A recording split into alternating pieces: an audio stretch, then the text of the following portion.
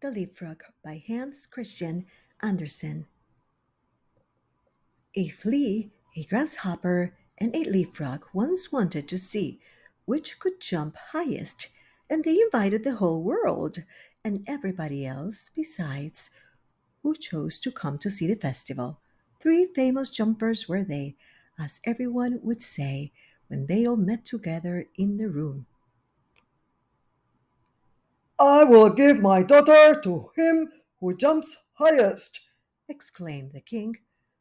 for it is not so amusing where there is no prize to jump for. The flea was the first to step forward. He had exquisite manners and bowed to the company on all sides, for he had noble blood and was moreover accustomed to the society of men alone, and that makes a great difference. Then came the grasshopper. He was considerably heavier, but he was well mannered, and wore a green uniform, which he had by right of birth. He said, moreover, that he belonged to a very ancient Egyptian family, and that in the house where he then was, he was thought much of. The fact was, he had been just brought out of the fields and put in a pasteboard house, 3 stories high, all made of cork cards, with the colored side inwards, and doors and windows cut out of the body of the Queen of Hearts. I sing so well, Said he. that 16 native grasshoppers who have chirped from infancy and yet got no house built of cards to live in grew thinner than they were before, for sheer vexation when they heard me. It was thus that the flea and the grasshopper gave an account of themselves, and thought they were quite good enough to marry a princess.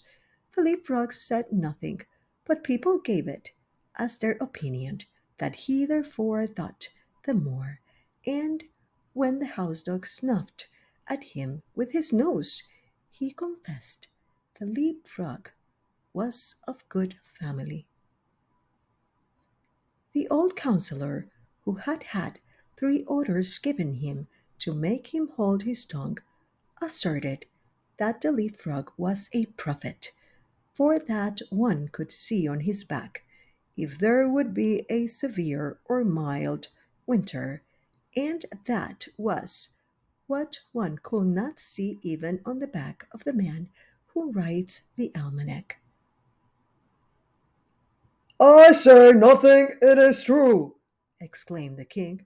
but I have my own opinion notwithstanding. Now the trial was to take place.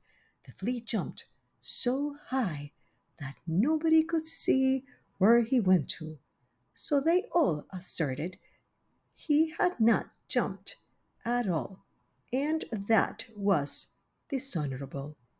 The grasshopper jumped only half as high, but he leaped into the king's face, who said that was ill mannered. The leapfrog stood still for a long time, lost in thought. It was believed at last he would not jump at all. I only hope he is not unwell. Said the house dog, when pop, he made a jump all on one side into the lap of the princess, who was sitting on a little golden stool close by.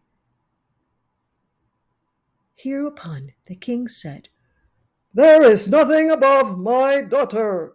Therefore, to bound up to her is the highest jump that can be made. But for this, one must possess understanding, and the leapfrog has shown that he has understanding. He is brave and intellectual. and so he won the princess. It's all the same to me. Said the flea. She may have the old leapfrog, for all I care. I jumped the highest, but in this world, merit seldom meets its reward. A fine exterior is what people look at nowadays. The flea then went into foreign service, where it is said he was killed. The grasshopper sat without, on a green bank and reflected on worldly things. And he said too, Yes, a fine exterior is everything. A fine exterior is what people care about. and then he began chirping his peculiar, melancholy song, from which we have taken this history, and which may very possibly be all untrue, although it does stand here, printed in black and white. The end.